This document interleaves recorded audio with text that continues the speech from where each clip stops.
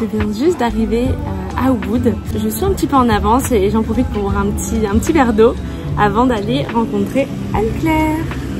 Regardez comme c'est beau.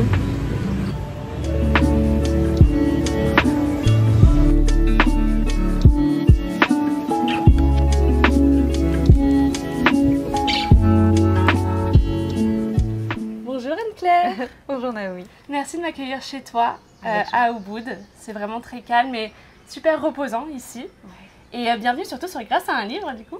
Merci de m'inviter aujourd'hui, je suis ravie d'être là. Oui. Alors sur Grâce à un livre, j'interviewe des personnes, des invités qui me parlent d'un livre qui a changé leur vie, qui les a impactés ou aidés aussi dans leur parcours professionnel. Et pour cette deuxième saison à Bali, j'interviewe des entrepreneurs, des entrepreneuses, des digital nomades et des Français qui ont vraiment osé changer de vie grâce à un livre et qui ont osé prendre leur vie en main. Comment déjà tu aimerais te présenter aujourd'hui? Alors, je commencerai par le fait que je suis une grande lectrice. Peut-être que ça colle bien avec ton podcast. Ouais. Je suis aussi auteure. J'ai écrit 13 livres. Et enfin, le dernier, c'est un livre de coloriage. Donc, je l'ai écrit, mais voilà, pas vraiment. Il n'y avait pas beaucoup d'écriture. Et je suis aussi coach, enseignante en coaching, entrepreneur et maintenant aussi investisseur. Wow. Est-ce que tu as toujours aimé lire? J'ai toujours adoré lire. Alors, en fait, j'étais une petite fille très calme et j'ai passé beaucoup de temps à l'intérieur. J'étais pas du tout une petite fille d'extérieur. Aujourd'hui, je me rattrape, je passe beaucoup plus de temps à l'extérieur, notamment à Bali, ici, c'est magnifique. Mais je me rappelle, je pouvais lire jusqu'à 4 livres par semaine. Donc, j'allais à la librairie tous les samedis et je lisais des livres toute la semaine. Je me réveillais plus tôt le matin pour lire des livres. Les livres ont changé ma vie. Waouh! Et ça a commencé par des livres, j'imagine, des romans, quand tu étais plus jeune quand même? Beaucoup de romans. Et par la suite, tu as découvert le développement personnel vers après quel âge? Peut-être 22, 23 ans. Je me rappelle, j'avais un voyage en train à faire. J'avais un amoureux qui était en Allemagne. J'ai fait Nantes jusqu'à Düsseldorf en train et j'ai lu un livre qui s'appelle Anti-cancer de David Servan-Schreiber qui a changé ma vie. Je l'ai trouvé vraiment extraordinaire ce livre et je l'ai lu plusieurs fois d'ailleurs. D'accord. Je t'avais demandé quel livre avait changé ta vie et tu m'en as partagé 2. Donc à mon avis, ça a dû être difficile pour toi de choisir. C'est hyper dur de choisir. Oui. Mais quand tu m'as parlé, je me suis dit c'était plus autour du succès, des finances, parce que c'est comme ça qu'on s'est rencontrés. Donc ça a été assez évident de choisir des livres qui sont plus autour de l'abondance. Mais sinon, j'en ai énormément à recommander. Oui. Comment tu en es venue à vouloir lire des livres justement sur la richesse, sur comment être millionnaire? Est-ce que c'est quelqu'un qui t'a offert un premier livre ou c'est toi de toi-même tu as voulu aller vers ce type de livre-là? C'est plus de moi-même, mais ça a pris du temps. C'est-à-dire que travailler mon rapport à l'abondance, pour moi, c'était pas du tout une évidence parce qu'en fait, j'avais l'impression que si on devait être riche, ça allait arriver naturellement, tu vois. Un peu comme si on devait trouver l'amour, ça devait arriver naturellement. Alors qu'en fait, en évoluant dans la vie, je me suis rendu compte que non. La chance, entre guillemets, c'est une combinaison de 2 choses différentes qui vont bien ensemble, c'est-à-dire la capacité à être ouvert quand on a une opportunité, donc à voir l'opportunité du beau mec qui passe, et la capacité à saisir l'opportunité, sentir qu'on est capable, parce qu'on a les bonnes croyances, parce qu'on sent que c'est possible dans notre réalité. Donc il y a vraiment ces 2 choses-là, c'est l'ouverture et avoir fait grandir en nous le sentiment que c'est possible. Tu as choisi de parler de quel livre aujourd'hui du coup entre les 2? J'ai choisi de parler de We Should All Be Millionaires de Rachel Rogers. Je l'ai lu l'année où je suis devenue millionnaire, en 2022. Et cette année-là, j'ai lu beaucoup de livres avec le mot millionnaire dedans. J'ai lu The Awakened Millionaire, dont je t'ai aussi parlé de Joe Vitale, The Millionaire Mind de Harv Eker et d'autres livres. Et ils m'ont beaucoup impacté et celui de Rachel Rogers, vraiment beaucoup. Et en fait, tu recherchais des réponses à tes questions quand tu as lu ce livre, j'imagine. En fait, j'avais envie de comprendre, j'avais beaucoup de curiosité sur comment les gens qui ont réussi à créer ce niveau d'abondance ont fait. Parce que pour la plupart, contrairement à ce qu'on peut imaginer, ils ne sont pas nés dans l'abondance. Et ils ont eu des années de vaches maigres et ils ont réussi à développer des choses à l'intérieur d'eux où ils se sont dit, mais si, en fait, c'est possible. Et ils n'ont pas lâché, ils étaient engagés. Et j'avais envie de comprendre comment ils ont craqué le code. D'accord. Et est-ce que ça faisait combien de temps, toi, que tu étais dans l'entrepreneuriat? Bon, ça faisait déjà 10 ans. Je suis entrepreneur depuis 2012. Wow, d'accord. Ouais. Et il te manquait quelque chose alors? Tu sentais que tu n'arrivais pas à aller là où tu voulais aller en tant qu'entrepreneuse peut-être? En fait, je pense que c'était l'évolution naturelle. Parce que petit à petit, mes activités ont grandi, elles se sont solidifiées. J'ai commencé à, tu vois, à sentir une expansion. Et j'avais juste envie de passer à la prochaine étape. D'accord. Et qu'est-ce que tu as commencé à faire quand tu as commencé l'entrepreneuriat? Au tout début, ouais. en fait, je travaillais pour des sites de rencontres. Il n'y a pas de hasard, hein, parce que j'adore l'amour. Hein. En fait, j'ai été licenciée d'un site de rencontres. J'avais 28-29 ans. Et mon premier job, c'était être concurrente de ce site de rencontres. Par 2 reprises, c'est-à-dire que j'ai appelé les concurrents qui étaient canadiens et je leur ai dit je vais vous aider à vous installer ici. Parce que je n'étais pas très contente d'avoir été virée.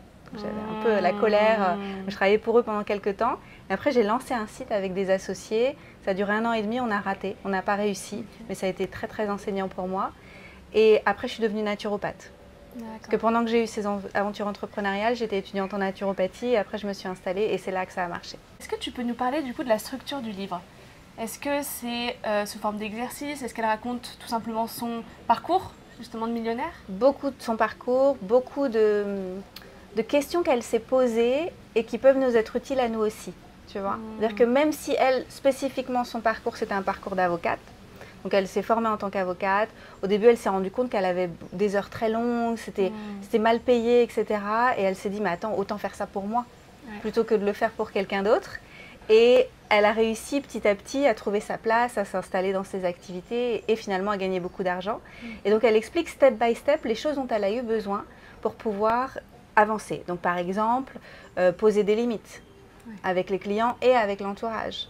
Par exemple, se faire aider. Ça, c'est un gros morceau dans le livre et je dirais que s'il y avait une chose que je devais retenir dans ce livre, c'est vraiment déléguer et pas tout porter sur ses épaules pendant longtemps. Je pense que quand on devient entrepreneur, c'est intéressant de savoir tout faire, notamment après quand on doit déléguer des tâches, d'avoir une idée de combien de temps ça prend pour déléguer telle tâche, comment on fait exactement pour que ce soit bien fait, comme on aime que ce soit bien fait, etc. Mais si on fait tout le temps, on ne peut pas s'élever. On ne peut pas rester visionnaire de notre entreprise, on ne peut pas avoir des idées créatives parce qu'on est tout le temps dans l'opérationnel. Ça ne fonctionne pas à long terme, en fait on s'épuise. Et une des choses qu'elle dit dans le livre, c'est qu'il y a ce qu'on délègue dans la vie professionnelle, qui est super important, mais aussi ce qu'on délègue dans la vie personnelle. Qu'est-ce qu'on se permet de partager avec un compagnon, par exemple? Qu'est-ce qu'on veut bien lui donner? Parce qu'il y a beaucoup de femmes, surtout les femmes, et ça elle en parle beaucoup dans le livre aussi, on garde tout. Oh non, non, non, mais fais pas ça parce que je le fais mieux. Oui, ça c'est vrai. Tu vois? Ah ouais, non, non, mais t'as pas besoin de... Moi, je me vois, parfois, je me chope avec mon mari. Ouais. Il est en linge et je dis non, non, mais je vais le faire. Parce que j'aime bien le faire et j'aime bien que ça fasse pas de plis. Oui, j'aime bien comment moi je le fais. Mais en vrai, Ouais. est-ce que ça compte vraiment? Pas tellement. Non. S'il le fait, ça me libère l'esprit et je suis dispo pour faire autre chose. Donc, elle explique vraiment ça, c'est déléguer dans le professionnel et déléguer dans le perso. Et elle est même allée jusqu'à déléguer la cuisine pour ses enfants. C'est-à-dire qu'en fait, elle a pris un chef cuisinier. Pour elle, ça a changé parce qu'elle avait 4 enfants. Elle a 4 enfants.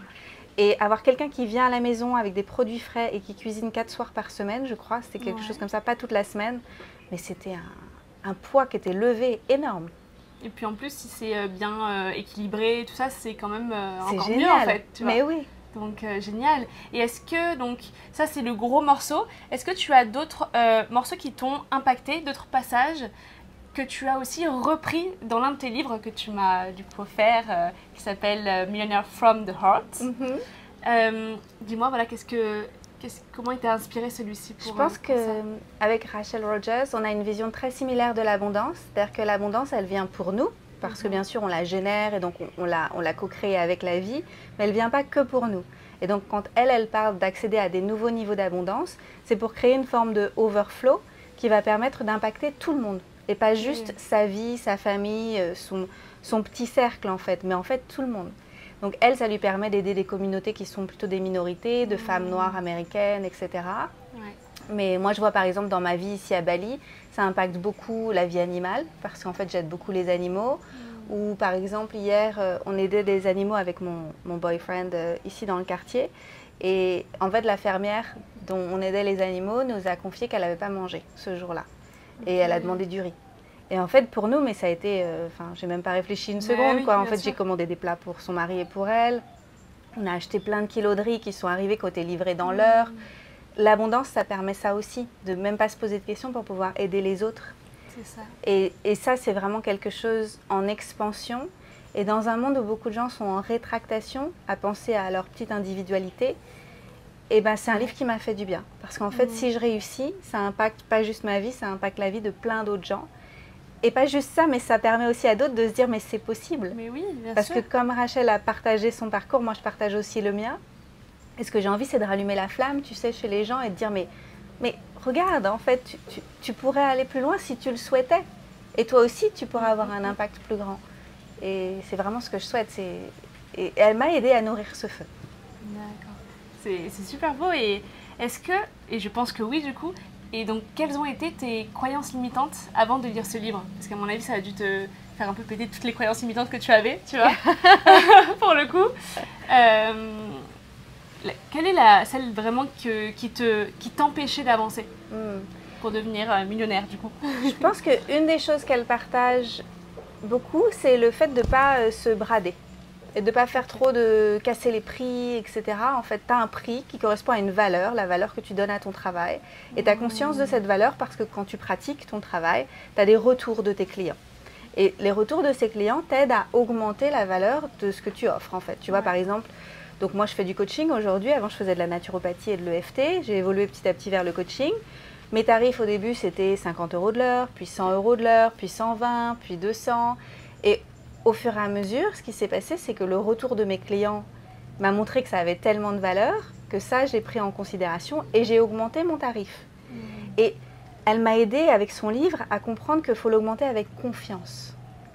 Et même si les premiers clients ne viennent pas tout de suite et que notre communauté ne s'adapte pas à ce tarif-là, rester bien droite dans « c'est ce que j'ai à offrir, c'est ça la valeur » et comprendre que c'est à nous de se comporter comme tel et d'utiliser des mots qui vont résonner avec les bonnes personnes et de partager aussi les résultats de nos clients, ça nous permet après de rencontrer la bonne clientèle. Et je pense que beaucoup d'entrepreneurs se disent oh, « ça fait 15 jours que j'ai signé personne ». J'ai mis mon nouveau prix il y a 15 jours. En fait, comme j'ai peur, je vais redescendre le prix. Alors que ça, en fait, ça enlève la crédibilité, du coup, quand tu fais ça. Oui, et puis même juste pour la valeur que tu te donnes, c'est comme si tu disais en fait plus et moins.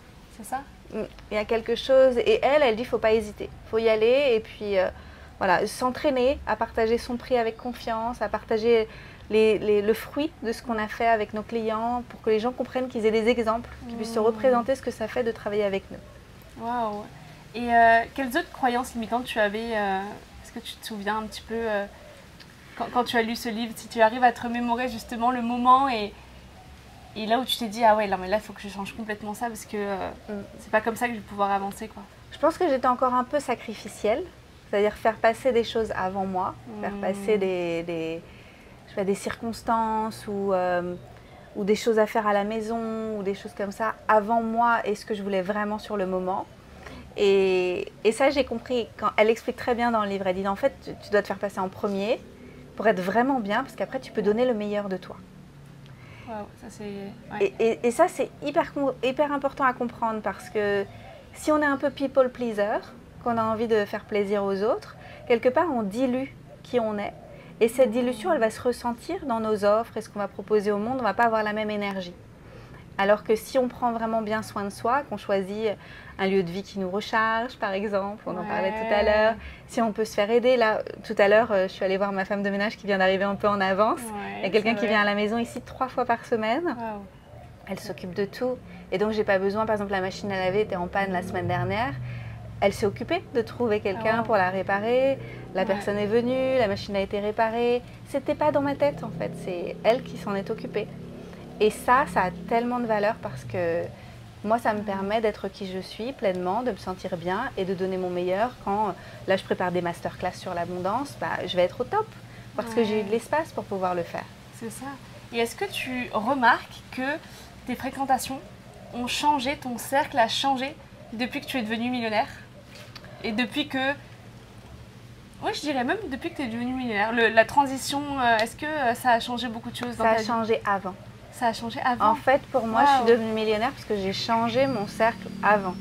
C'est-à-dire que petit à petit, surtout avec le coaching, en fait, j'ai compris que je n'étais pas obligée de m'entourer de gens juste parce qu'ils avaient envie d'être avec moi. Oui, c'est ça. En fait, je pouvais choisir d'être entourée de personnes qui étaient uplifting, qui m'élèvent, avec qui on s'élève. Et eux, ils ne sont pas forcément millionnaires, mais ils ont un mode de pensée qui est en expansion, où ils se disent « mais oui, c'est possible ». Et si tu te donnais vraiment les moyens, qu'est-ce qui serait possible? Et donc, toujours, ils ont la bonne question ou le bon conseil ou juste le mot mindset, qui va bien, ouais. qui fait que c'est illimité. Et donc, l'intérêt, c'est pas forcément de s'entourer de gens qui ont beaucoup d'argent, mais qui pensent de façon illimitée.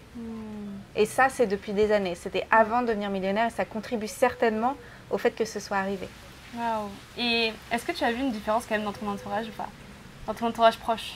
Dans quel sens? Dans le sens où, est-ce que tu vois qu'ils ont un regard différent sur toi? Est-ce qu'ils ont compris ce changement? Est-ce qu'ils t'aiment toujours à ta juste valeur? Ou tu vois qu'il y a quand même quelque chose qui est différent et tu as dû prendre des distances certaines fois?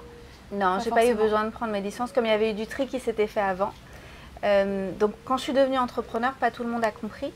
Et beaucoup de gens finalement ont soit critiqué ou... C'est vrai que moi en plus c'était dans la santé naturelle et il y a des gens qui n'y croient pas, qui ne croient pas à la guérison naturelle, la naturopathie, etc. Donc il a fallu que je reste droite dans mes bottes et puis que moi je tienne mes valeurs finalement. Donc ça avait déjà fait un premier tri.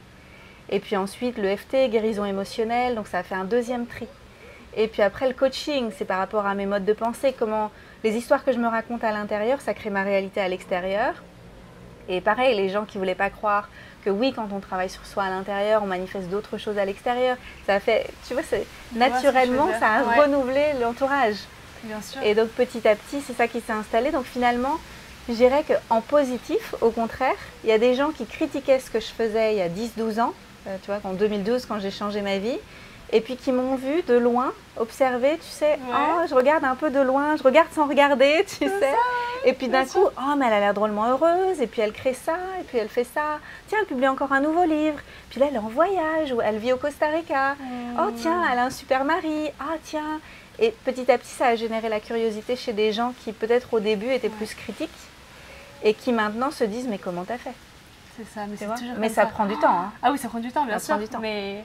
Et je te posais cette question parce que justement, dans mon entourage, je ressens beaucoup de personnes qui me disent du style tu travailles trop, tu vas t'épuiser ou essaye de prendre du temps pour toi aussi. Et ces personnes-là ne comprennent pas que ce temps que je mets dans mon business, c'est du temps pour moi. C'est le temps, c'est comment j'aime justement prendre ce temps pour moi. Et certaines personnes ne le comprennent pas et pensent que je fais que travailler et que je devrais prendre plus de temps pour toi, pour moi, tu vois. C'est marrant parce que quelqu'un qui te dit ça, ce sera toujours quelqu'un qui a achevé moins de choses que toi dans la vie. Ça va être des gens qui vont se contenter de ce qu'ils ont. Mais si tu regardes des gens qui sont plus avancés que toi sur le chemin, des entrepreneurs qui sont entrepreneurs depuis plus longtemps, qui ont peut-être généré beaucoup de résultats, ils ne vont pas te dire de moins travailler.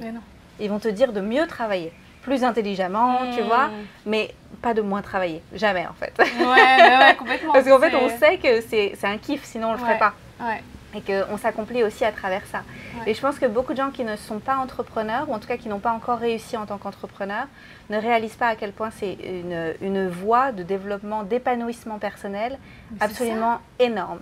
En fait, tu peux aller en thérapie pendant 10 ans, ou tu peux être entrepreneur. Mais complètement. Après, moi, je conseille les deux. Ah mais c'est juste complètement ça. énorme. Et je trouve que le chemin, en tout cas personnellement, je savoure ce chemin-là. Je me dis pas le jour où je serai à tel endroit parce que c'est un chemin que tu savoures, que tu es censé savourer. Si tu arrives justement à choisir la voie du cœur comme tu le dis. Et est-ce que tu as toujours choisi la voie du cœur, comme tu l'exprimes dans ton livre, comme quoi c'est vraiment important de suivre son cœur et ce que son cœur dit et son intuition? Est-ce que ça a toujours été le cas? Non. En fait, donc pour revenir peut-être juste à avant ma reconversion, donc moi je me suis reconvertie à l'aube de mes 30 ans. Là je vais avoir 42 ans cette année. C'est la naturopathie. Ouh là là. Et en fait jusqu'à l'aube de mes 30 ans, je souffrais beaucoup d'insomnie et d'anxiété, de crise de panique. Et ma vie fonctionnait plutôt à l'envers, tu vois. Et donc j'étais en rétractation et j'arrivais pas à écouter les messages de mon cœur comme je peux les écouter maintenant. Parce qu'il n'y avait pas assez de relaxation pour entendre la vie en moi. Et donc je prenais beaucoup de petites pilules, tu vois, des anxiolytiques, des antidépresseurs, des somnifères. J'ai pris plein de trucs, tu vois. Oh, ok. Mais pas des drogues. J'ai pris juste les drogues légales, tu vois. Ouais, mais ça a dû même t'abîmer. Enfin, c'est pas... En fait, j'étais tout le temps fatiguée, j'étais pas vraiment bien dans mes baskets, mes hormones n'étaient pas vraiment à l'endroit, tu vois, ça allait pas très fort. Donc j'ai eu du mal à écouter j'avais du mal à distinguer ce qui était de l'ordre de l'élan de vie et de l'intuition de ce qui était de l'ordre de la peur. Tu vois, de faire un choix de la peur plutôt en rétractation parce qu'on veut éviter les situations inconfortables. Parce que j'étais plutôt dans l'évitement des situations inconfortables plutôt que d'aller avec courage vers les élans de mon cœur.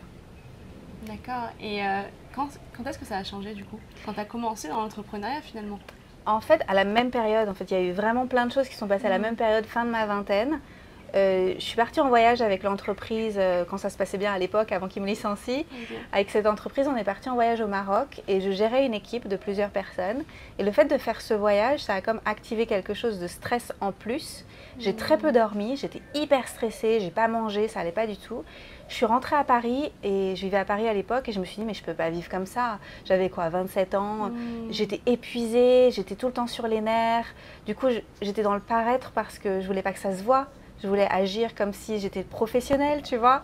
Et finalement, à l'intérieur, je mourais à petit feu, quoi. J'étais pas pleinement dans la vie. Et là, je me suis dit, c'est pas possible, je peux pas vivre comme ça. Donc, j'ai commencé à la fois une thérapie qui a duré plus de 5 ans. Et puis après, j'ai continué avec d'autres approches thérapeutiques. Et je suis allée à l'hôpital de la Pitié-Salpêtrière pour faire étudier mon sommeil. Il y a énormément d'attentes, hein. Il y avait quasiment 1 an d'attente pour pouvoir faire ça. Et tu sais, de mettre des électrodes, là, comme mettre des électrodes partout, tu fais une sieste et puis ils étudient pendant la sieste comment ça se passe. Et le chef de service, j'ai eu beaucoup de chance, il m'a orientée vers une naturopathe. Il m'a dit, écoutez, il n'y a pas de problème physiologique, vous allez aller voir cette personne dont on a confiance, en qui on a confiance. Et puis cette personne, elle m'a énormément aidée. Et c'est comme ça que j'ai pris la tangente, en fait. Ma vie a complètement été réorientée. Et à la même période, j'ai perdu mon emploi. Et sur le moment, c'était terrible pour moi. Je me suis dit, mais j'ai plus de travail, c'est horrible. En plus, je me victimisais énormément depuis l'enfance, mais j'ai pas de chance parce que je suis insomniaque comme mon père, je suis anxieuse comme ma famille. J'avais pas de chance. J'avais l'impression de porter une croix comme ça, de j'ai pas de chance. Et donc, je me traînais dans la vie, tu vois. Et de pouvoir récupérer mon pouvoir et de comprendre que de changer mon hygiène de vie, ça changeait complètement la façon dont je me comportais dans le monde, en fait. Je me suis dit, mais il y a peut-être d'autres choses que je peux remettre à l'endroit, en fait. Il n'y a pas que ça. Il n'y a pas que ma santé, ma vitalité, mes hormones, tout ça. Il y a aussi peut-être d'autres choses, ma vie amoureuse, il y a ma relation à l'abondance, ma relation à l'entrepreneuriat. Et c'est là que petit à petit, brique par brique, j'ai remis des choses à l'endroit. Waouh! Et justement, le fait de prendre soin de son corps, de ce que tu manges, de comment tu as tes pensées donc plus positives, etc. C'est vrai que ça nous amène en fait à quelque chose de plus grand, de ce que j'ai remarqué pour le coup. Et j'ai aussi d'autres questions sur le fait que pourquoi, selon toi, des personnes qui arrivent à suivre leur cœur, leur intuition et sont par exemple des artistes qui s'expriment de par leur art par exemple, n'arrivent pas à gagner leur vie avec justement en suivant leur passion, en mettant tout leur cœur dans ce qu'ils font. Alors, ça ne suffit pas de suivre son cœur. Il faut aussi devenir un bon entrepreneur ou un bon chef d'entreprise ou peu importe ce qu'on a à partager avec le monde. En tout cas, il y a comme 2 postures. De la même façon qu'il y a la posture du thérapeute quand on est accompagnant et il y a la posture du chef d'entreprise. Et donc, souvent, les gens, ils font fi de celui-là. Ils disent « Oh non, mais celui-là, c'est bon, si je suis un excellent thérapeute, ça devrait marcher naturellement. » Mais ce n'est pas vrai, ça ne suffit pas. Et puis, il y a aussi la chose très importante qui est la guérison du rapport à l'abondance. En fait, beaucoup de gens n'en font pas le chemin pour guérir leur relation à l'abondance. Et c'est vraiment un travail qu'on doit faire par soi-même, en fait. De se poser beaucoup de questions. Pourquoi je pense ce que je pense à propos de l'argent? Est-ce que j'ai vraiment choisi cette relation à l'argent ou est-ce qu'elle m'a été donnée par ma famille, par mon environnement, parce que j'ai vu dans mes emplois, parce que j'ai vu à l'école, parce qu'on m'a raconté, par les films, mine de rien, hein, les méchants riches. Oui. Par tout ça, en fait, il y a énormément de choses dont on a hérité et qu'on n'a pas questionné. Et à partir du moment où on commence à questionner et à marcher sur un chemin de guérison vis-à-vis de l'argent, on peut ouvrir les vannes. Mais ça, il y a plein de gens qui ne veulent pas le faire. C'est comme si, c'est ce que je disais tout à l'heure, c'est cette croyance que si c'était meant to be, si c'était comme ça que ça devait être, si c'était une évidence qu'on devait être riche dans cette vie, ça devrait être facile. Wow, mais en fait, non, c'est pas vrai. Waouh. Parce que justement, j'en vois beaucoup autour de moi qui suivent leur passion et je vois qu'il y a quelque chose qui manque. Il faudrait regrouper ça, puis le côté, comme tu dis, entrepreneur, parce que certains entrepreneurs font les choses par rapport à ce qui fonctionne ou sont attirés par l'argent, mais ne font pas les choses pour eux-mêmes. Oui. Et ça vient pas du cœur, en fait. Et du coup, il leur manque quelque chose. Ah oui, les deux. J'ai vu des gens réussir très vite, mais un peu comme un feu de paille ces dernières années, et s'arrêter et dire, avant, je voulais être riche, maintenant, je suis plus sage, je veux être heureux. Wow, okay. Et en fait, moi, je pense qu'on peut marcher sur les deux chemins. Chercher la paix intérieure, une forme d'harmonie, d'apaisement et juste de contentement. Et en même temps, marcher sur le chemin de guérison vis-à-vis de l'abondance et accueillir davantage d'abondance pour soi et pour le monde. Et en plus, tu dis du coup dans ton livre, parce que j'ai commencé à lire ton livre, comme quoi ça t'avait pris à peu près 11 ans pour vraiment suivre ton cœur, tout ça.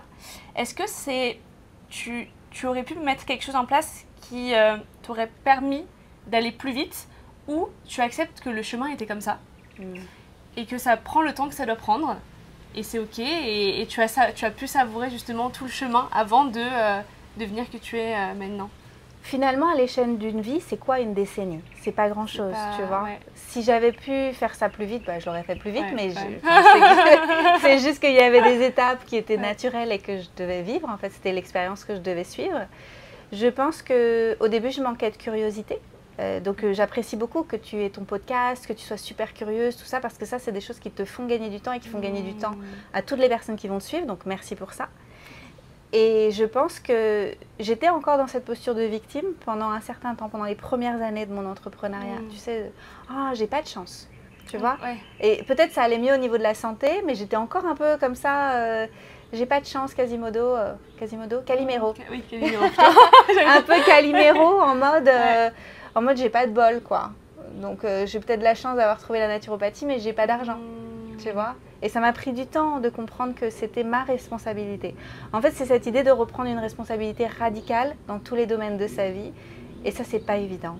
Ça prend du temps, ça demande d'être suffisamment solide à l'intérieur et de se dire, mais oui, effectivement, j'ai co-créé cette situation.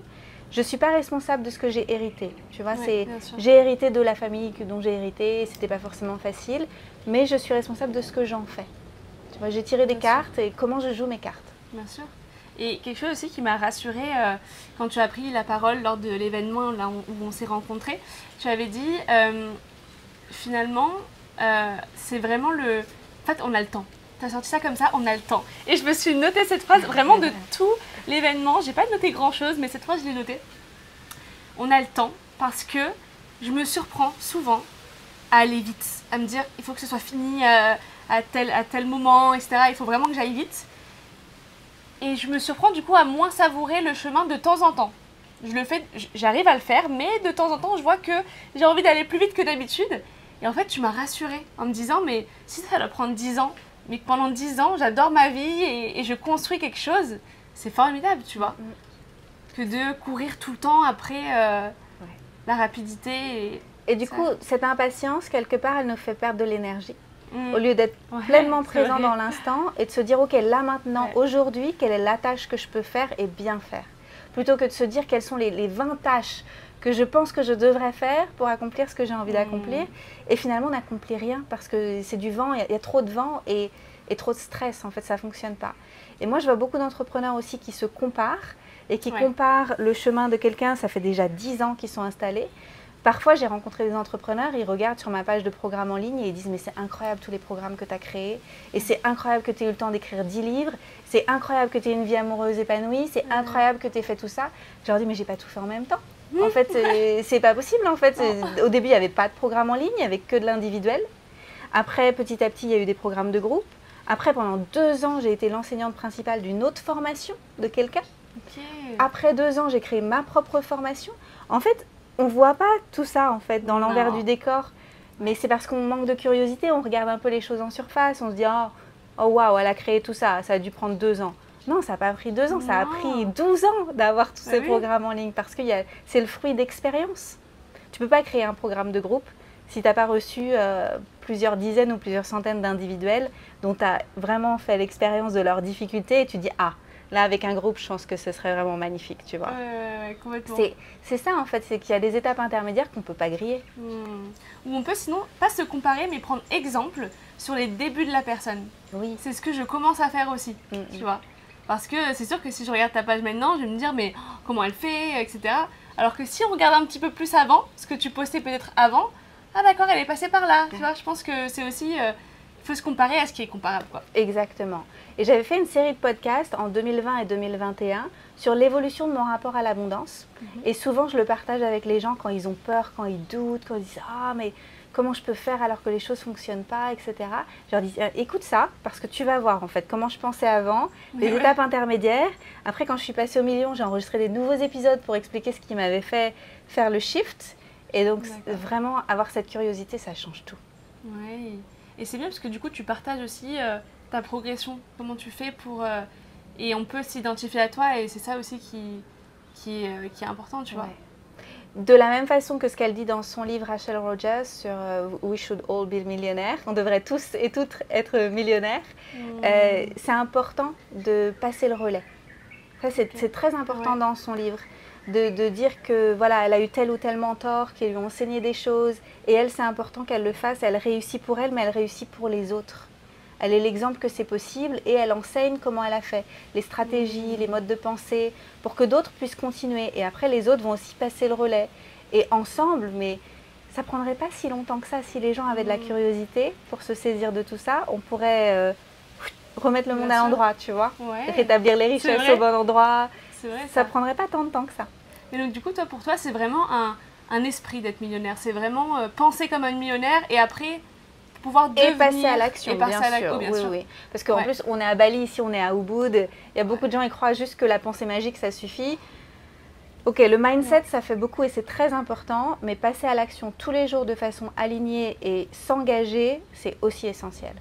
Complètement. Et c'était une question que je m'étais posée, mais en t'écoutant parler et on a pu échanger avant cet épisode, j'ai l'impression quand même que tu as un bon équilibre de vie. Parce que je pense que certaines personnes se disent, mais est-ce que les millionnaires ont une vie? Enfin, tu vois, est-ce que ceux qui entreprennent ont réellement une vie équilibrée, tu vois? Alors, moi, je trouve que j'ai beaucoup de chance de la façon dont ça s'est passé. C'est marrant parce que toute ma vie, j'ai eu l'impression que j'avais pas de chance avec l'insomnie, etc. Mais le fait que j'ai remis ma vie à l'endroit à partir de la santé naturelle, ça m'a créé une base solide. Et je vais donner un exemple. J'ai déjeuné il y a 2 ans avec un copain qui a emmené son épouse au dîner et elle était coach aussi. Et elle dit, moi je ne veux pas être amie avec d'autres coachs. Je la regarde, je dis, moi je veux être amie avec que des coachs. Parce qu'en fait, j'adore leur mode de pensée. C'est vraiment, on s'élève, on se pose des questions intelligentes, etc. Je dis, c'est marrant que tu penses ça. Pourquoi tu ne veux pas avoir des amis coachs? Elle me dit, parce qu'ils sont trop dans l'ambition, ils sont trop tournés vers les résultats, etc. Et donc, en enquêtant sur son parcours, elle venait du monde du luxe. Et donc le luxe, l'argent, le succès, et toujours plus de succès, coûte que coûte. Et moi, je viens pas du tout de ça. En fait, moi, je viens de la naturopathie, de bien digérer, bien dormir. Tout ça, c'est pour moi des indicateurs de succès. Moi, être capable de faire 8 heures par nuit, aller danser quand j'ai envie d'aller danser. Ce matin, je suis allée marcher, j'ai fait 8000 pas. En fait, pour moi, ça, c'est des indicateurs de succès. J'ai l'espace pour ça, tu vois. Et en discutant, je dis, mais attends, mais tes coachs, ils ne te demandent pas comment tu digères, tout ça? Si ça va dans ton ventre. Elle me dit non. Je dis, ah ok, mais c'est parce qu'en fait, on n'a pas du tout le même environnement, parce que moi, je baigne au moins à 50% de gens qui sont dans la santé naturelle autour de moi. Et je pense que c'est le jour et la nuit. Quand on est vraiment dans le coaching pur de l'ambition et créer un empire, et coûte que coûte, et l'argent, c'est pas la même énergie que quand je pars de cette... De nourrir mon énergie vitale, d'exprimer pleinement qui je suis dans le monde et rentrer en expansion et contribuer depuis cet espace. Il y en a un qui est en force et il y en a un qui est avec une puissance qui est constamment renouvelée et qui est durable. Et est-ce que tu as déjà recommandé ce livre-là, We Should All Be Millionaires, c'est ça, à ton entourage, ou tu l'as déjà recommandé? À quelques femmes, oui. Je pense que ça parlerait moins aux hommes. Je pense que c'est vraiment un livre de femme à femme, tu vois. Il y a plus cette énergie féminine-là que pour d'autres livres plutôt neutres. Je recommanderais plus The Millionaire Mind de Harv Eker ou The Awakened Millionaire de Joe Vitale. Et je l'ai trouvé vraiment super celui-là aussi parce que je ne savais pas du tout, mais il a galéré pendant une très longue partie de sa vie, Joe Vitale. Et il a réussi, mais tard. Alors que j'avais l'impression qu'il avait réussi. Il est dans Le Secret, je crois, tu sais, le film, le documentaire. Et j'avais l'impression qu'il avait sûrement été successful toute sa vie, quoi. Mais en fait, pas du tout.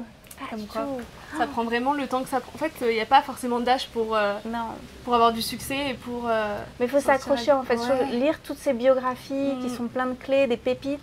Ça nous montre que, en fait, oui, les gens, ils ont de la bouteille derrière. Il n'y a pas de succès comme ça en un claquement de doigts. C'est souvent une préparation. Ouais. Ils sont préparés pendant longtemps et d'un coup, ça a marché. Je pense notamment pour les auteurs, parce que j'écris aussi des livres et j'aide aussi les auteurs à écrire des livres et à être publiés. Et je pense à Paulo Coelho, qui a été publié tard. Et en fait, il s'est accroché et il avait proposé L'Alchimiste à beaucoup de maisons d'édition. Il a été refusé, mais de nombreuses fois. Et il s'est accroché, il a dit non mais je vais le publier, je vais réussir, au bout d'un moment je vais le publier. Ouais. Et après, tous les livres qu'il a sortis ont été un succès. Et donc, il ne faut pas lâcher. Ah non, il ne faut pas lâcher, c'est sûr. Et quelle est la principale différence entre un homme et une femme dans le succès pour toi? En fait, moi, j'en vois pas tant que ça. Tu vois, et je sais qu'il y a cette polarité, cette division où il y a beaucoup de gens qui parlent, l'énergie du féminin, l'énergie du masculin, etc. Mais comme on a les deux en nous, c'est à nous de mobiliser les deux, tu vois. Et moi, je pense que j'ai beaucoup d'énergie masculine parce que j'avais vraiment ce désir d'être autonome, d'avancer vers ma grande contribution au monde, etc. qui finalement est quelque chose peut-être d'un peu plus masculin, mais pour moi, c'était très important. Et ça, je pense que de toute façon, toutes les femmes l'ont aussi. Ouais.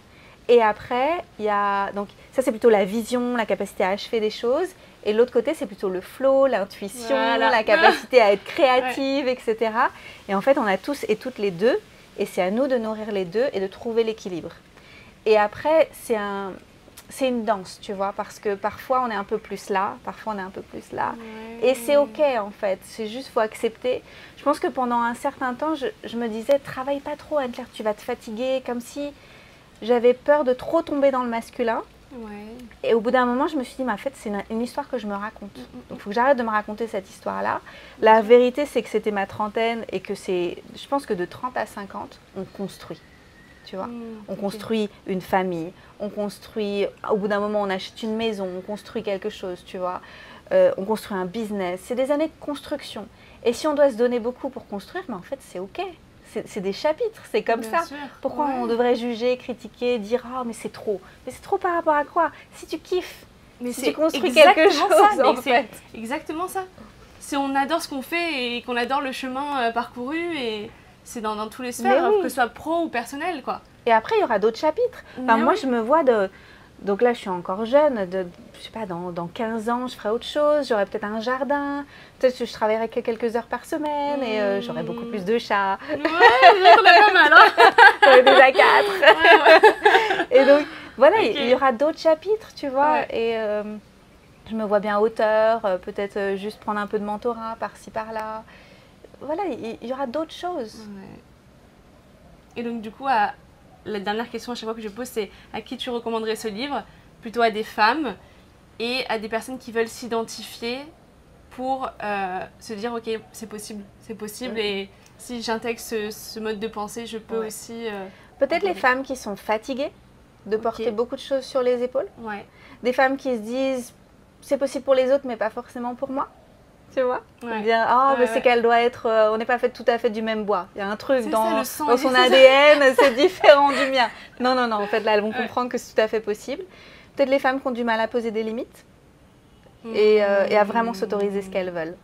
Et c'est marrant, je pense à une copine qui m'a rendu visite là, cette dernière quinzaine. Je ne l'avais pas vue depuis très longtemps, c'était génial qu'elle vienne ici à Bali. Elle était avec moi à l'événement la semaine dernière. D'accord.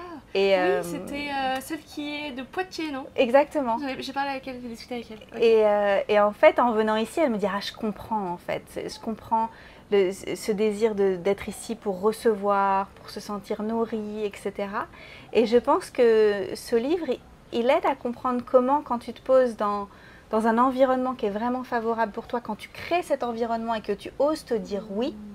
Et ça, c'est ce que mon amie a vécu aussi en faisant ce voyage. Elle s'est dit « Ah, mais attends, Anne-Claire, elle s'est vraiment dit oui. » Et elle a un staff qui l'aide à sa maison, dans sa maison. Elle délègue ça, elle donne ça à son compagnon aussi. Elle a une équipe, etc.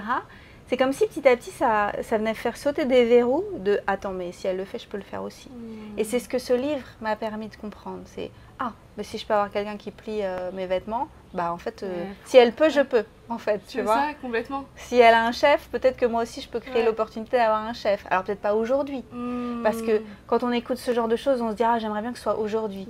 Mais c'est des choses auxquelles on peut aspirer dans le futur, en fait. Moi, quand j'ai écouté le livre, je ne pouvais pas forcément faire tout ce qu'elle recommandait. Aujourd'hui, je peux. Juste se dire, ah, tiens, je plante une graine, je vais l'arroser tous les jours, avec patience, avec amour, avec engagement. Et au bout d'un moment, ça va pousser, et c'est comme ça que je vivrai. Et puis tu vois, ton amie, elle est venue ici, mais peut-être que si tu lui avais dit, voilà, moi j'ai ça, et que tu lui avais conseillé certaines choses, peut-être qu'elle ne l'aurait pas pris de la même manière que là, elle a vu en fait de ses yeux, de ses propres yeux. Ouais. Et le fait de montrer l'exemple, parfois c'est différent que de parler, de dire, il faudrait que je fasse ça, ou il faudrait que je fasse comme moi, tu vois. Ouais, et vous n'avez pas idée, pour les gens qui nous écoutent, vous n'avez pas idée de qui vous allez inspirer en vivant votre meilleure vie. Mais complètement. C'est énorme. C'est énorme. En fait, c'est l'exemple de ma mère et c'est pour ça que j'ai parlé inconsciemment, enfin pas inconsciemment, mais j'ai déguisé la chose quand je t'ai parlé d'artistes qui n'arrivent pas justement à gagner leur vie.